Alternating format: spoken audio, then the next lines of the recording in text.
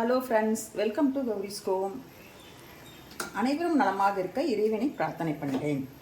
இன்னைக்கு அந்த கருப்பு பீன்ஸ் மசாலா எப்படி பண்ணுறது அப்படிங்கிறத பார்க்கலாம்.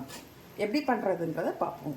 இது வந்து சப்பாத்தி, புரோட்டா இந்த மாதிரி ஐட்டத்துக்கெல்லாம் வச்சு சாப்பிட்டா ரொம்ப நல்லாயிருக்கும். உடம்புக்கும் ரொம்ப சத்தை கொடுக்கக்கூடியது. வாங்க இப்போ நம்ம ரெசிபிக்குள்ளார போகலாம்.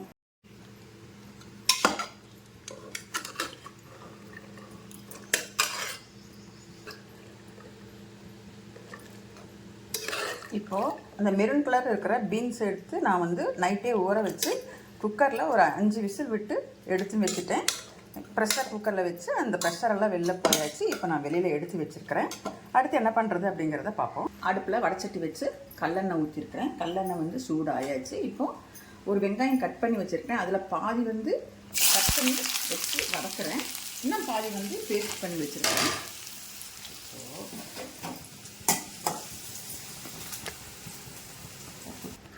இப்போ வடச்சட்டி வச்சு கல்லெண்ணெய் ஊற்றிருக்கிறேன். இதில் வந்து 2 பட்டை, ஒரு ஏலக்காய், கிராம்பு, ஒரு 3 கிராம்பு இதெல்லாமே போட்டு கருகாத அளவுக்கு அன்னாச்சி பூ லைட்டாக ஒரு 2 மொக்கு மாதிரி போட்டிருக்கிறேன். கருகாமல் இது பண்ணிவிட்டு ஸ்டவ்வை சிம்மில் வச்சுக்கணும். வச்சுட்டு சீரகம் போட்டுக்கலாம். சீரகம் கொஞ்சம் போட்டு வதக்கிட்டு அப்புறம் வெங்காயம் போட்டுக்கலாம்.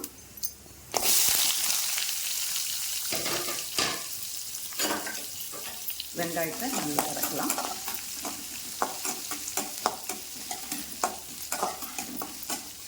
நல்லா வதக்கணும். இப்போ பாருங்கள், வெங்காயம் வந்து நல்லா கலர் மாறி வந்துடுது, பொன்னிறமாக வந்துடுது.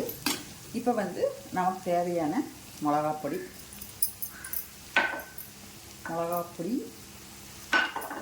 மல்லிப்பொடி போட்டுக்கலாம். போட்டு 2 வதக்குவோம்.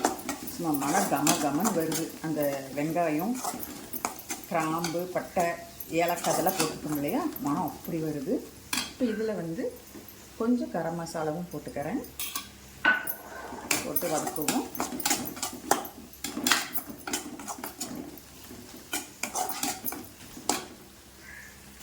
இப்போ இந்த ஸ்டேஜில் நான் வந்து இதில் இஞ்சி, பூண்டு, ஒரு பச்சை மிளகாய், அப்புறம் கொஞ்சம் வெங்காயமும் போட்டு அரைச்சிக்கிறேன். இப்போ இது வந்து நல்லா பச்சை வாசம் போகிற அளவுக்கு நல்லா கிண்டி விடலாம். ஸ்டவ்வை வந்து சிம்மில் வச்சுட்டே வதக்குங்க, அடி பிடிச்சிடாமல் இருக்கணும். இப்போ மனசுமா இஞ்சி பூண்டு பேஸ்ட்டும் கமன்னு மனம் வருது பாருங்கள். கொஞ்சம் ட்ரை ஆகிடுச்சு. இப்போ நான் வந்து அரைச்சி வச்சுருக்கிற தக்காளி பேஸ்ட், ஒரு 3 தக்காளி அரைச்சி வச்சுருக்கிறேன். அந்த பேஸ்ட்டையும் ஊற்றிக்கிறேன். அதையும் நல்லா அந்த கொஞ்சம் பச்சை வாசம் போகிற அளவுக்கு நல்லா ட்ரை ஆகிற அளவுக்கு நல்லா வதக்கி விட்டுக்கலாம். தளன்னு கொதிக்குது பாருங்கள். இந்த ஸ்டேஜில் வந்து நான் உப்பு போட்டுக்கிறேன். உப்பு பார்த்து அளவாக போட்டுக்கோங்க. நல்லா கொஞ்சம் பச்சை வாசம் போய் நல்லா கிரேவி கண்ணில் சுருளை வரட்டும். அது வரைக்கும் சிம்மில் வச்சு அடிப்பிடிக்காமல் அப்படியே கிண்டி விட்டுருங்க. எனக்கு வந்து கொஞ்சம் காரம் பத்தலை, அதனால் நான் வந்து மிளகாப்பொடி போட்டேன். வீட்டில் வரமிளகாப்பொடி அரைச்சது இருக்குது. நீங்கள் வேணால் மிளகாப்பொடி போட்டுக்கலாம். அப்படின்னா காஷ்மீரி மிளகாப்பொடின்னு சொல்லுவீங்க இல்லையா, அது வேணால் போட்டுக்கலாம். நான் வந்து சாதா வரமிளகாப்பொடி தான், வீட்டில் அரைச்சது தான் நான் போட்டுருக்கிறேன். உப்பு காரமெல்லாம் பார்த்துக்கோங்க, பட்டலைனா போட்டுக்கோங்க. இன்னும் நல்லா ட்ரை ஆகணும். ட்ரை ஆனதுக்கப்புறமா பார்ப்போம். இப்படி ததுன்னு கொதிக்குது இல்லையா, சிம்மில் வச்சுக்கோங்க ஸ்டவ்வை. ட்ரை ஆனதுக்கப்புறம் பார்ப்போம். இப்போ பார்த்துடலாமா எப்படி அந்த கிரேவி ஆகிருக்குதுன்னு பாருங்கள். இந்த கிரேவி எண்ணெயெல்லாம் விட்டு அப்படியே வந்து கிரேவி மாதிரி ஆயிடுச்சு. இப்போ வந்து நம்ம அந்த பீன்ஸ் கொட்டையை போடலாமா, கருப்பு கொட்டையை. இப்போ நான் பீன்ஸ் அப்படியே வேக வச்ச தண்ணியோடய அப்படியே ஊற்றிடுறேன் பாருங்கள்.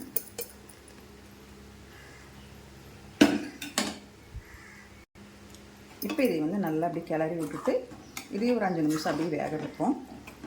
பீன்ஸ் கொட்டை வேக வைக்கும்போது கொஞ்சம் அதில் வந்து லைட்டாக உப்பு போட்டுக்கலாம். பாதி உப்பு போட்டோம்னா அந்த பீன்ஸு கொட்டையில் வந்து அப்படியே உப்பு இருக்கும், சாப்பிட்றதுக்கு நல்ல டேஸ்ட்டாக இருக்கும். இப்போ இது வந்து ஒரு 5 நிமிஷம் அப்படியே அந்த தண்ணியெல்லாம் கிரேவி மாதிரி மாறணும் இல்லையா, மாறட்டும் பார்க்கலாம். இந்த பக்கம் சப்பாத்தி ஆகிட்டு இருக்குது. சப்பாத்திக்கு இன்றைக்கி பீன்ஸ் கறி. இப்போ பாருங்கள், அந்த கருப்பு பீன்ஸ் கறி பீன்ஸுன்னு சொல்லுவாங்க. கிரேவி ரெடி ஆயிடுச்சு. கறி பீன்ஸ் மசாலான்னு கூட சொல்லலாம். இப்போது நீங்கள் வந்து சப்பாத்திக்கு புரோட்டா அந்த மாதிரி ஐட்டத்துக்கெல்லாம் வச்சு சாப்பிட்லாம். ஸ்டவ் ஆஃப் பண்ணியாச்சு. இப்போ வந்து மேலே புதினா அல்லது கொத்தமல்லி ஏதாவது தூவி நீங்கள் இறக்கிக்கலாம். இப்போது கறி பீன்ஸ் மசாலா ரெடி. கருப்பு பீன்ஸ் மசாலா ரெடி. கறி பீன்ஸுன்னு கூட சொல்லுவாங்க. இந்த ரெசிபி உங்களுக்கு பிடிச்சிருந்ததுன்னா எனக்கு ஒரு லைக் பண்ணுங்கள், ஷேர் பண்ணுங்கள், கமெண்ட் பண்ணுங்கள். அப்படியே கௌரிஸ் கோம் சேனலை சப்ஸ்கிரைப் பண்ணிவிட்டு பாருங்கள்.